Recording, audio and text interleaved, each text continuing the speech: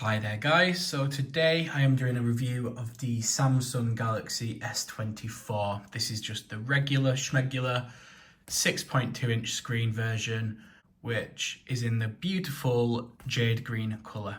And I've used it for nearly 2 weeks now, and it's time to give my thoughts and opinions on the phone. I have used this phone since release day. It's coming up to the 2-week mark now, and I decided to get this in the Samsung exclusive jade green colour, which you can see here. So it's quite a minty, sort of muted sage green in colour, and it's got green aluminium frame. It's got a glass back, which is also the same colour, and then just the regular sort of front.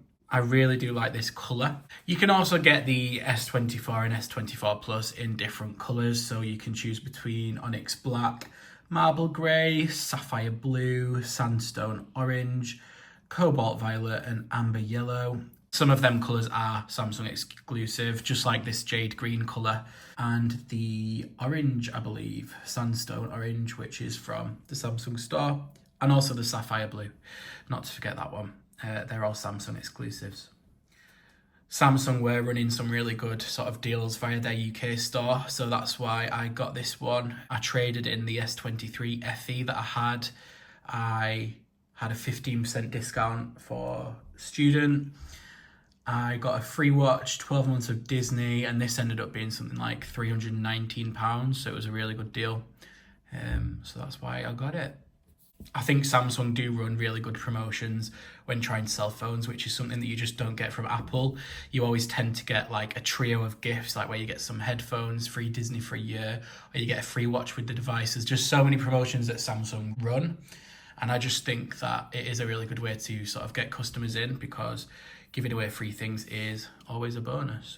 So because I'm in Europe, in the UK, the processor on this handset is the Exynos 2400 and not the Snapdragon HN3, which is quite disappointing, but I mean, everyday usage, this phone is absolutely fine, does everything you'll need it to do.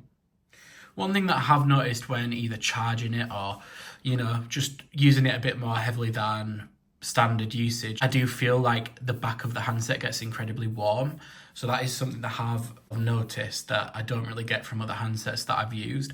So that is something to watch out for. It could potentially lead to more battery drain, but yeah, the phone does get unparticularly warm when charging or watching prolonged videos or gaming usage, anything like that.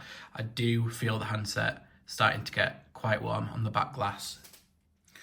So as the regular S24, this one does have an 8GB of memory, whereas the Plus or Ultra will both have 12GB.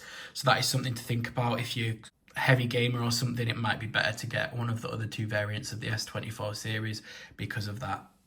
Having used it, I've also realised the battery life isn't as amazing as some of the handsets that I do use. So it's got a 4000 mAh battery, which is quite low. If you're a heavy user, you might not actually get through the day.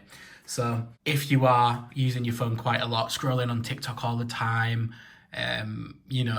taking videos and pictures all the time, you might not get through a full day. So I probably would suggest the Plus or the Ultra if you can't use those options instead. So one thing I have been really impressed with is this camera setup. So we've got a 50 megapixel main, we've got a 3x optical and an ultra wide lens on here with a flash. It just seems to take really good pictures, which does live up to sort of flagship standard. So if I just have a little look on my gallery. So I'm just going to show you a few examples of pictures that I have taken here. Pictures do seem to be very dynamic and they give a lot of colour. I feel like Samsung photos are quite saturated. But yeah, it does show some really good results on the camera. Also, one of these features is if you touch and hold a video, it'll do it slow motion. So you can kind of play things a bit more slow motion, which is a pretty cool feature. Just play that again.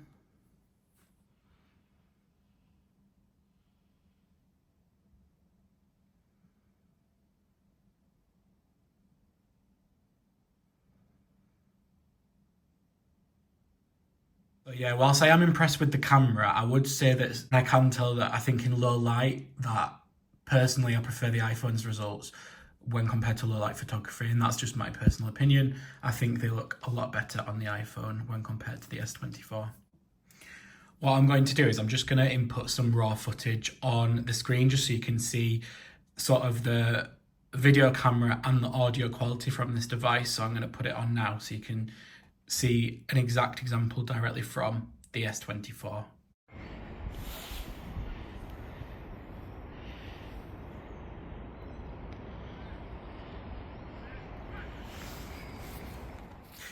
So one new thing this year with Samsung is the AI capabilities of the phone. And I'm just going to show you a quick example of what that can do. So for example, you take a picture like I have in my living room here, where you've got the TV and radiator cover, but there's some wires here which doesn't look too favorable on a picture. So to remove them, you can do some clever AI things. So you can edit, and then there's this little AI button here. So if you click that, you can do loads of different things to draw, tap, you can move things, you can all sorts. So for example, if I don't like these wires, I can literally just circle them like that. So it's figured out that that's what I've selected. And then there's like a little erase tool, so you don't have to do it for multiple different bits of it.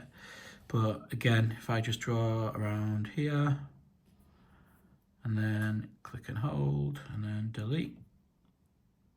And then, for example, if I wanted to get rid of the sort of plug socket here, do the same thing, press and hold, delete. And then if you just generate, it's going to fill in those gaps for you. So it'll generate a picture without the bits that you don't want, which is really good. So let's have a look what the results are for that.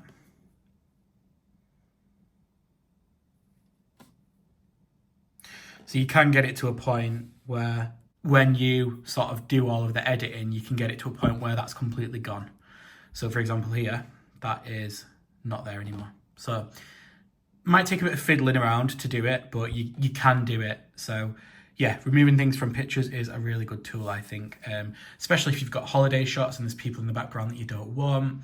Just any sort of photography where there's like, for example, like a bin that just doesn't look good in the picture, you can just circle it and sort of remove it. Or you can also actually move things. So if I tap the AI button here again, and let's say we want to move the TV. Come on then, why not? Let's just do a big square around the TV. And say, for example, I wanted to move it up a little bit on the wall. So I press and hold and move it up. And then if I just press generate there, it's going to fill in the rest of the image.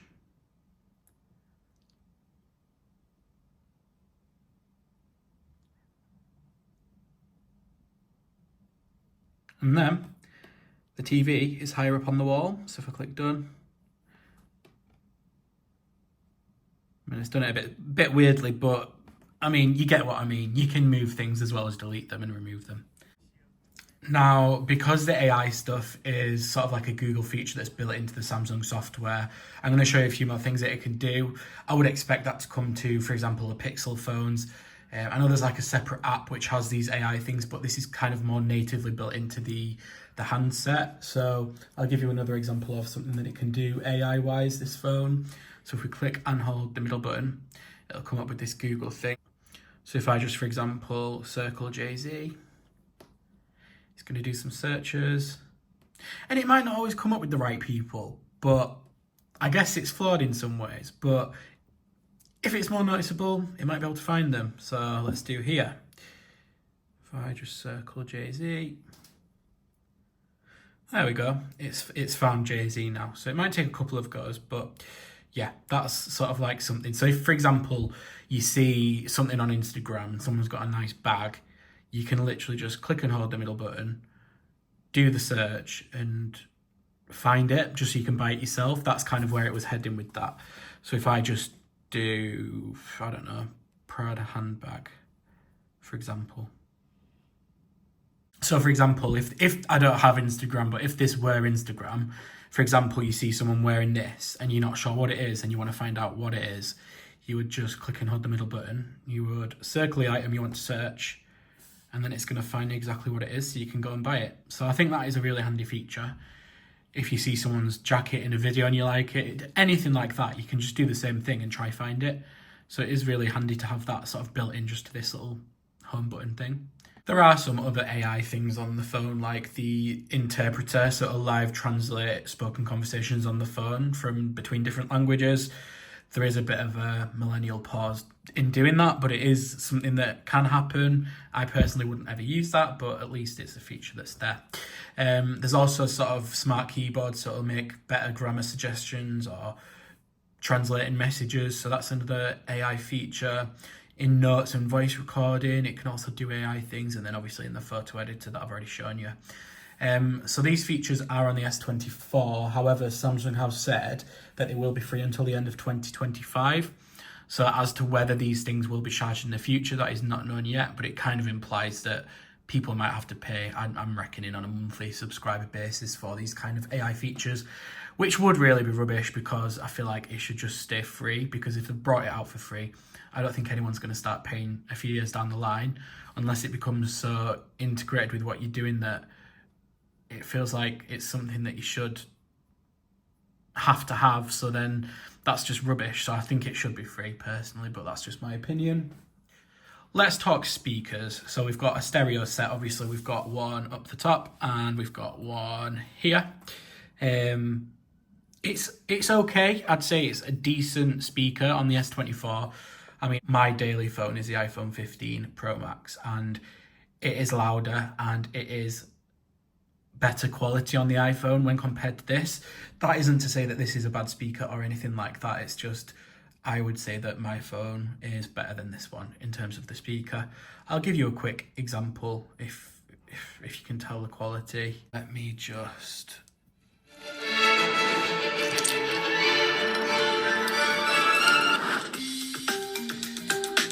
Hi there guys, so today we've got an exciting one. It is the 24th of January. So you can kind of tell there. It's good quality, I'm not saying it's not, but I'm just saying my personal device is louder and better quality than this phone. So I think some good things about this phone are the screen. It can get really nice and bright. It does have a brighter screen than last year. So we've got a really bright screen. In peak brightness, out in the sun, it would get a lot brighter. It's 120 hertz as standard, which you would expect on a flagship phone. I like that it's a flat display. I think previously the Samsung Galaxies have been more rounded, but I do like this is flat. It just means that it's easier for screen protectors. It feels, I just prefer flat screens personally, so I think that's a really good design change that they've done. 7 years of upgrades that they've been promised, so that's good. So if you do buy this phone, you will be guaranteed that for the next 7 years you'll be up to date and things like that. So I think that's a really good thing now that people are holding onto their phones longer than before. Bigger screen as well, so compared to the S23 regular, this has 0.1 inches bigger screen. Every inch counts, so that was 6.1 and this is a 6.2 inch display. And it's got really thin and equal bezels as well for the first time. So before, down here was a bit thicker than the rest of the phone, but this time around on the S24, they've all got equal size borders and they're quite nice and thin, so it does look more futuristic. So we've had the good, let's talk about the bad. I think that essentially the overheating issue might become a thing. I'm not sure if the overheating is something that can be fixed in an update. I mean, I might stand corrected, but it might not be something they can fix. If so, it leads to drained battery life and it just feels a bit uncomfortable when it gets too warm. So yeah, one bad thing is the overheating. The next is the AI features. I think that they should just stay free. I don't understand why they charge for that a few years down the line at the end of 2025. That should just stay for free, in my opinion. And I think some of the AI features are laggy. Like you saw when I was doing the search and the picture thing, it's not always 100% accurate. I'm sure in future software releases it might get better and more accurate, but it's not always foolproof. It might take a few goes to get the things that you need. So yeah, it's sometimes not an instant result that you get when you use that feature. So overall, it's probably the best compact phone that's out there. I mean, I don't know many other smartphones that are this size. It fits well in the hand. 6.2 inches. It's a decent sized phone. I would say the battery's not amazing. It'll get you through a day if you're a moderate user. If you're a heavy user, you might want to go for the S24 Plus or the S24 Ultra just so you can have more battery in there. I think the camera and video are really good on this handset. like I've shown in the example. They are very good quality pictures and videos. I'd say probably as good as an Android can get, really. So overall, personally, I give this phone a 4 out of 5. So 80% out of 100. I think that's pretty good score. Yeah, so that's just been my sort of 2-week review of the phone and the things that I've noticed and what I've wanted to talk about. So yeah, I hope you've enjoyed it. That's going to be everything on the S24 series. And if you've not already seen the unboxing I did for this phone in the Jade Green, feel free to check that out on my channel. It's just hit 10k views, so thank you so much to everyone that's viewed, liked, commented, everything like that. And yeah, that's more or less everything for this video. So make sure you stay subscribed for any future videos that I release, and thank you for watching.